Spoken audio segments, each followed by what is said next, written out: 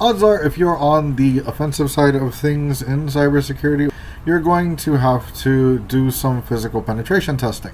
And that means attacking physical security mechanisms or locks, doors, that kind of thing. So in this video, I wanted to go over how to pick a basic lock. So if you want to practice locksport, then you should probably get one of these. This is a clear lock that you can use to attack and see what's going on. You can't really see it, but there are springs and pins that are positioned above this cylinder right here, and we'll have a graphic up in a moment that will show you exactly how this kind of works.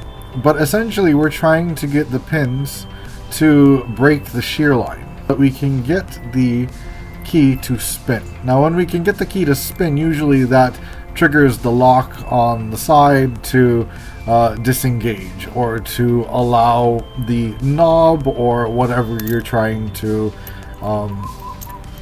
unlock to turn, essentially. If we go and we stick a lockpick and a tension wrench into this hole right here, we can essentially get this thing to spin.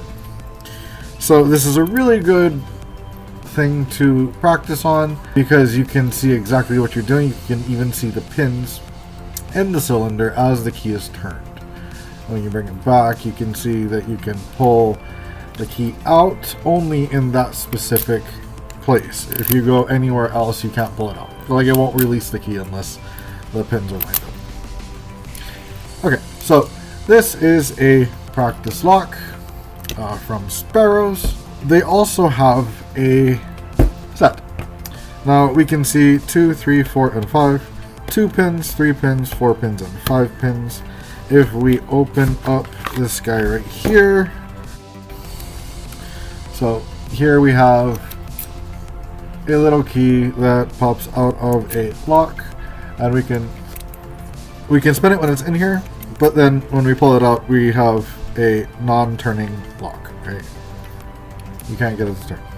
Okay, so if we were to attack this, we would need to bypass 2 pins. This one is a 5 pin, and we can count the 5.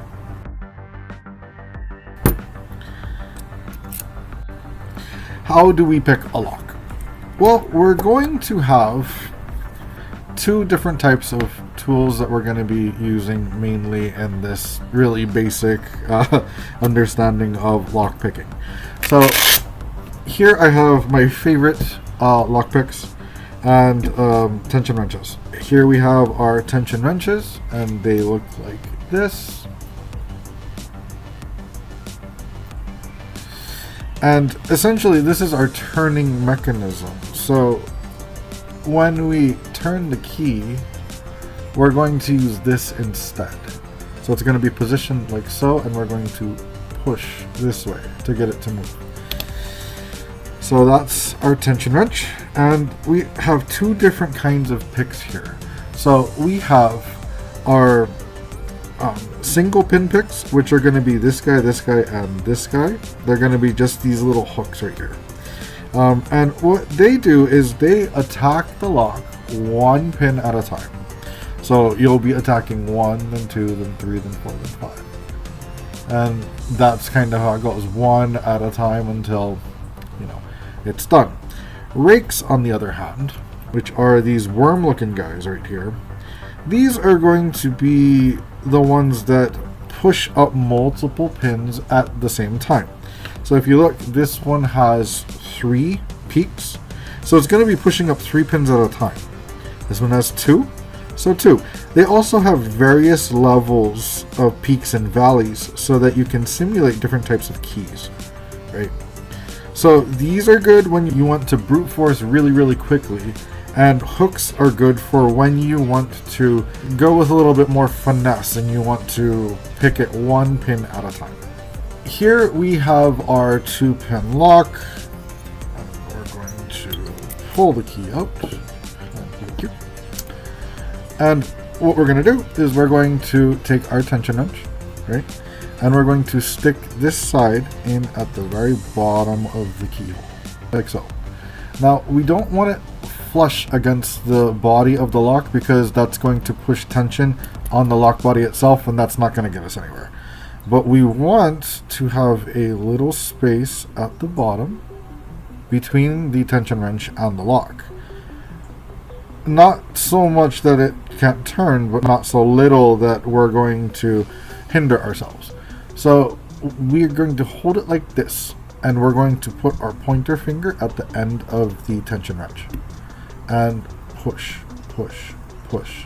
We're going to pulse this finger as we try to get the pins to rise above the shear line.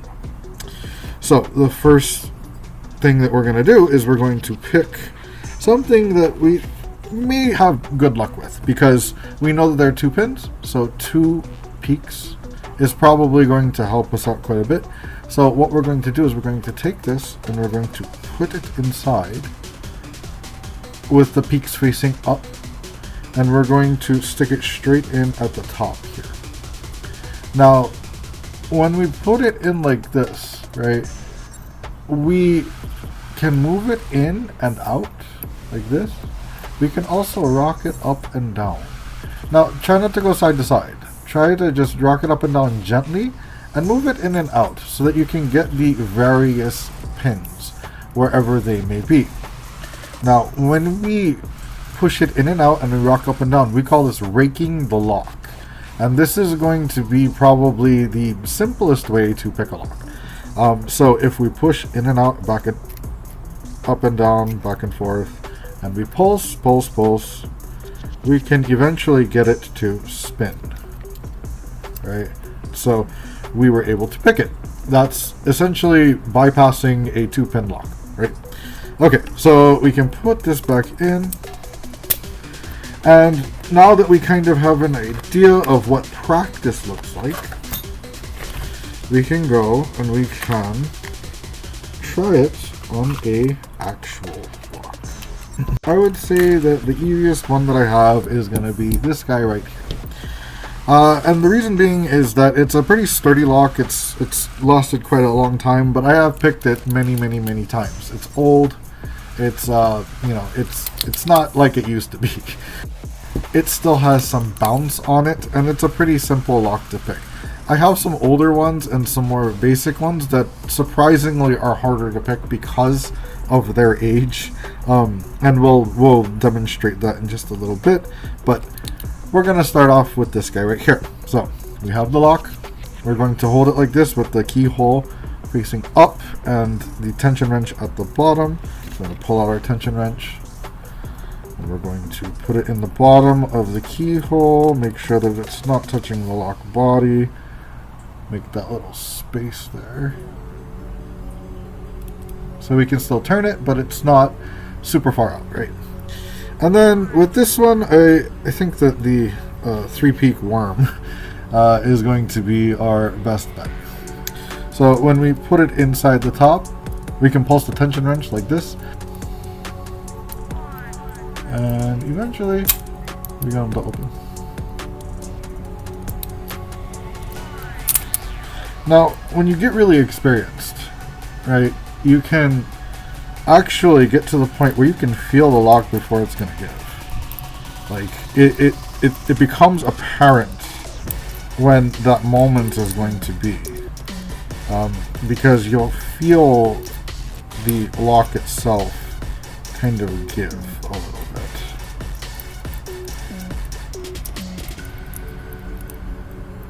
So we can see that I don't even have the rake in there anymore, and I'm just holding it in a very specific way. But it's at the point where if I were to push it just a little bit, it'll pop open. Right? So you get to know the locks that you attack pretty well, and so it's kind of just like that across the board. It really does depend on the lock. Every lock is going to be different.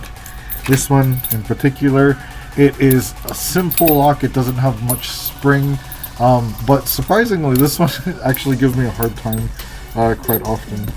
So let's go ahead and try to pick this one. I think with this one, it's old and it's been used quite a bit, so we're going to single pin pick it. So let's go ahead and use this deep hook right here. Okay, so older locks, usually you gotta single pin pick them. That's just the way things are. This tension wrench might need to go because it's too big or too small. I think it's too small. You can use the other one. That one feels better. Okay, so when we're single pin picking, right, we want to take the hook, and actually, before we even put in the tension wrench, we're going to stick the hook in. We're going to push it up to the top of the lock body, and we're going to feel and listen for the next couple of seconds for each individual pin. 1, 2, 3, and 4. I think we have 4 in there. So we know kind of roughly where they are and how many. And so now we're going to rock back and forth on each individual pin. And we're going to keep the tension here kind of constant. Reset if we need to, and that's just releasing the tension a little bit so that we can pop the pins back and restart them. But we're essentially going back to the back of the lock, and we're pushing up on each individual pin with this hook. And we keep going back and forth, trying to get it. We can't see what we're doing, so we need to kind of go by feel. But you go to each individual pin and you push them up. Okay, and eventually we should be able to get it to pop. Okay, let's do something not so trivial. Let's do a bike lock. Okay. I don't know why you would need to pick a bike lock, but here we are. It's kind of the same thing. You want to practice on as many things as you possibly can, just because you'll never know what you can run into in the field. So, filing cabinets, desk drawers, anything with a key you can pick. So we're going to single pin pick this one because this one should not be that difficult. 1, and 2.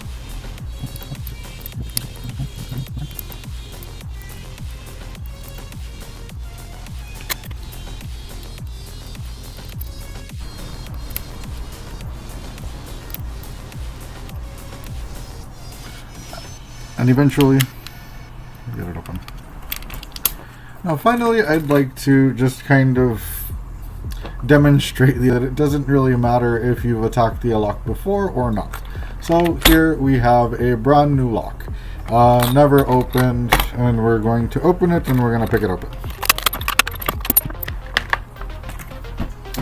So its springiness, you can see that it kind of rocks back and forth a little bit, which can make it prone to attacks from above like this, but that's outside of the scope of this video.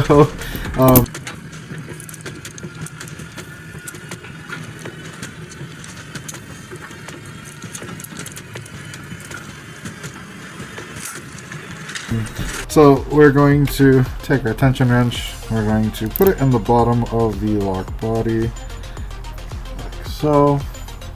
And we are going to grab a rake, and in we go.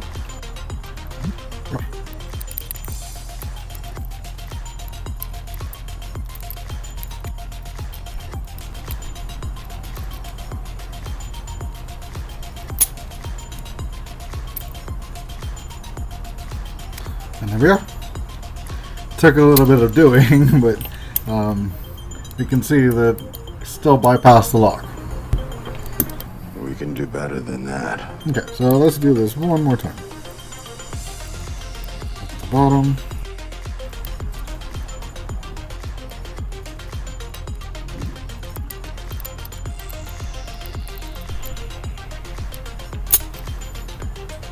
easier the second time around. Single pin picking may take a little bit longer sometimes, but I can definitely say that it's far more accurate than it is to break the lock. But that was pretty much everything. Thanks for watching, and until next time.